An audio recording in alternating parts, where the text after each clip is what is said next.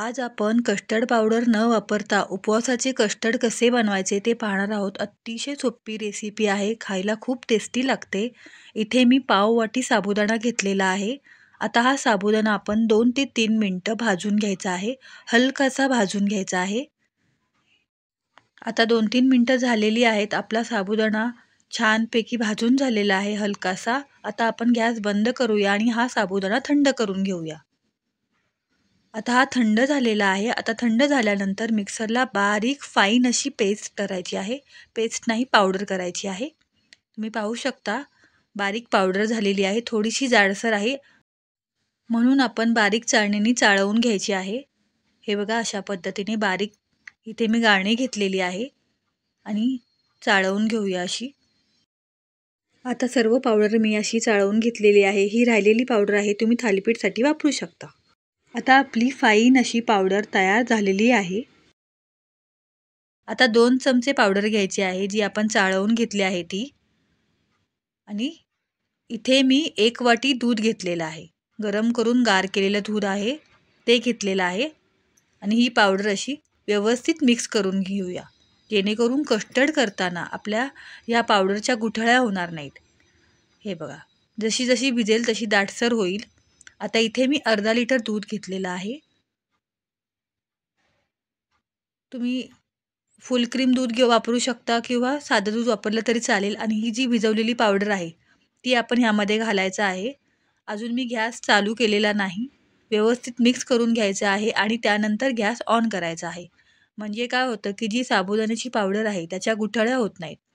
हे बघा, व्यवस्थित मिक्स झालेलं आहे. आता आपण गॅस ऑन करूया.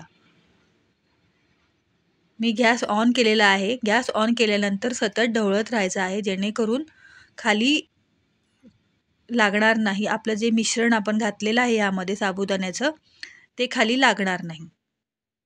हे बघा, सतत ढवळत राहायचं आहे. इथे मी केशर घेतलेलं आहे.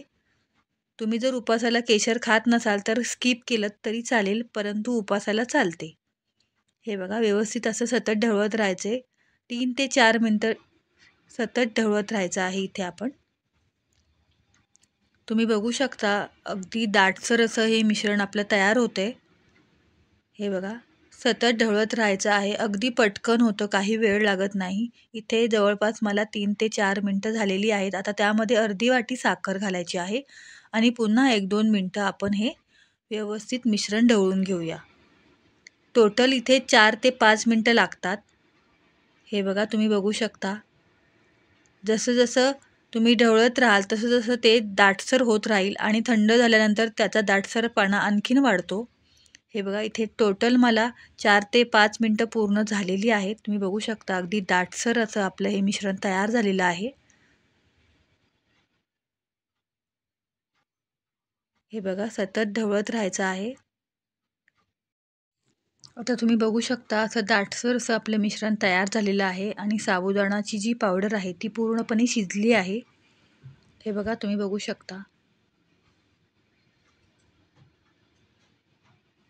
आता ह्यामध्ये आपण थोडेसे बदामाचे काप घालूया आणि पुन्हा एकदा व्यवस्थित मिक्स करून घेऊया. आणि आता इथे मी गॅस बंद केलेला आहे आणि पूर्ण थंड करून घ्यायचे आता हे मिश्रण आपण. आता हे मिश्रण व्यवस्थित थंड झालेलं आहे. आता एका बाउलमध्ये आपण हे मिश्रण काढून घेऊया. हे बघा, तुम्ही बघू शकता दाटसर असं झालेलं आहे. आता 2 ते 3 तास आपण हे फ्रीजमध्ये ठेवायचं आहे. आणि तुम्हाला जर घाई असेल तर 1 तास डीप फ्रीजला ठेवलं तरी चालेल. हे बघा, आता इथे मी 2 ते 3 तास फ्रीजमध्ये ठेवलं होतं. तुम्ही बघू शकता अगदी दाटसर असं हे मिश्रण तयार झालेलं आहे. त्यामध्ये आता आपण हे कापलेले फ्रूट्स टाकूया.